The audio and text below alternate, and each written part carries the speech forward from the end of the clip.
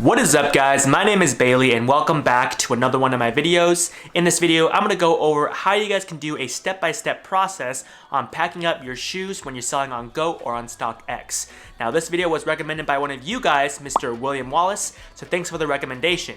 So before I jump into this video, if you guys enjoy this type of content where I give you guys tips on reselling sneakers on StockX or on GOAT, please smash that like button for me. If you guys want more content like this, hit the subscribe button down below and turn on post notifications so you guys don't miss any content I upload in the future.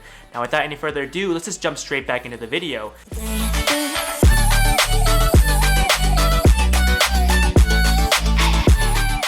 So the materials you'll need when you're packing up your shoes for StockX is going to be a tape gun, the shoes you're selling, the shipping label, and like a packing slip if you're shipping it with StockX. For the boxes, if you buy your shoes online, I would recommend just using the same box that was shipped to you. So just use the same shipping box. If you bought it on Nike or on sneakers.com when they do those awesome releases, then you can use those boxes, as those boxes are probably the exact size of your shoe box, if not a little bit bigger. So then you won't need to use any packing paper or any bubble wrap for those shipments. But if you don't have those boxes, if you buy a shoe at a physical store, like at the Nike factory outlet store or Marshalls, and you sell it on any platform, then you might need to buy a box, but those boxes will not be the exact size that you need. So you will need to probably put some fluff inside that box so that box will not be moving around inside of your shipping box. So I'll be showing you guys how to do that step-by-step process on boxing up shoes and how I would do it. But the place that I buy my boxes for shipments is gonna be Walmart.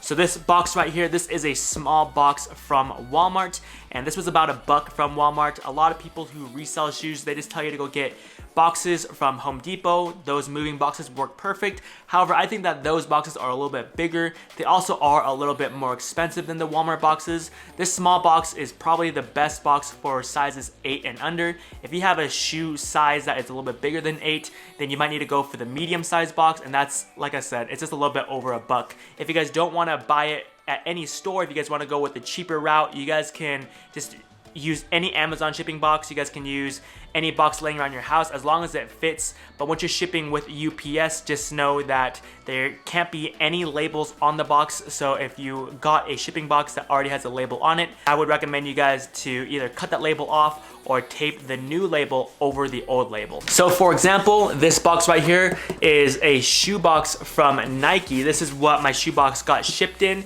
And as you guys can see on the front, there is a shipping label right there. Now this is a USPS sample label. So this label doesn't have any sensitive information on it, as I just printed it online. But I slapped it over the old label so that the old label doesn't show and the people who are shipping the shoe don't get confused. So let's just jump straight into the step-by-step process on how I would ship out these shoes if I sold it on StockX or on GOAT or pretty much any platform online. So this is the Nike box that I got. I just want to show you guys the size comparison. So if I'm shipping, let's say I sold this shoe on StockX or on GOAT, you would just stick it into the box and you guys can see right there, it's pretty much the exact size of that shoe box. So it fits perfectly. There's no need for you guys to be putting any bubble wrap or any filler paper in there. So that's the best recommendation that I would have for you guys. If you guys have Amazon boxes, like I said, those boxes work well as well. Just make sure that you take off the shipping label. So I'm not going to use this box right now. I'm going to go grab the Walmart box. That's the small box, just to show you guys the size comparison between the shoe box and the shipping box.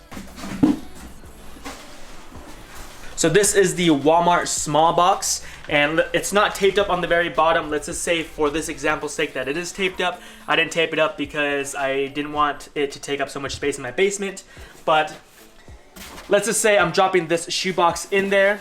It fits perfectly. However, there is a lot of space in there. So if you were to tape this up, that shoe box will be bopping around in transit. So I would not recommend this, as it can damage the shoe box, and worse, it can damage the shoe. So what I would recommend is just putting some filler paper in here. If you guys don't want to use filler paper or don't want to buy filler paper, there's one alternative that I would recommend, and that's to use the bags that you get from the Nike store or any grocery store. Those work well if you don't want to spend any money on filling the box up. So I'm gonna grab some of these bags that I got from the Nike store to give you guys an example. So the box is in there right now. I would just grab some of these Nike bags. These are the bags that I got at the retail store. just fill them up inside that box. And just like that, it just gives you guys some extra fluff inside of that box, and then you just tape it up and the box is secured in there. So that's the cheapest way for you guys to be shipping the boxes out. But let's go back into that Nike box and show you guys how I would tape it up with that tape gun and the process that I would do. Okay, so like I said, you would just stick the shoe box in. If you guys sold it on StockX, you guys would get a packing list that you guys will need to stick inside of the box. So make sure you put the packing list inside the box. Let's just say this was the packing list, but it's not the packing list as I don't have an order right now. So you would stick it in, close the box, and then ship it out. But this is just a label that I have. It's a sample label, and this label is the same label over here, but it's on normal printer paper. If you guys don't have a thermal printer, you guys don't need a thermal printer if you guys are shipping out products. But this is the cheapest way to do it, as most people don't have thermal printers, but if you do, it just saves you some time and it's very convenient. So after you inspect the shoe box for damages as well as the shoes, then you would just grab your tape gun and close up the box and tape it up.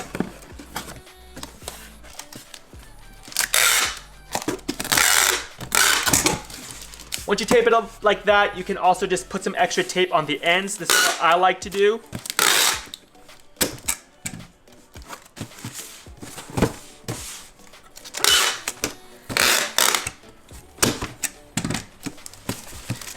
So I like to tape up the top and the bottom just to make sure that the flaps don't open up when you are shipping it.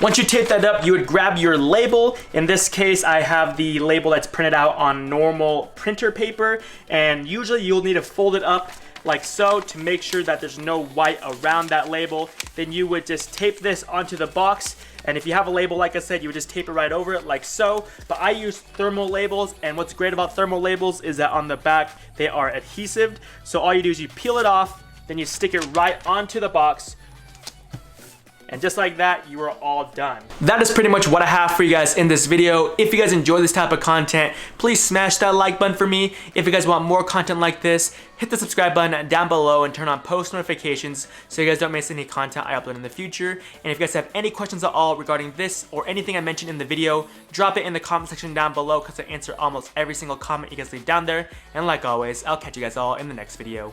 Peace.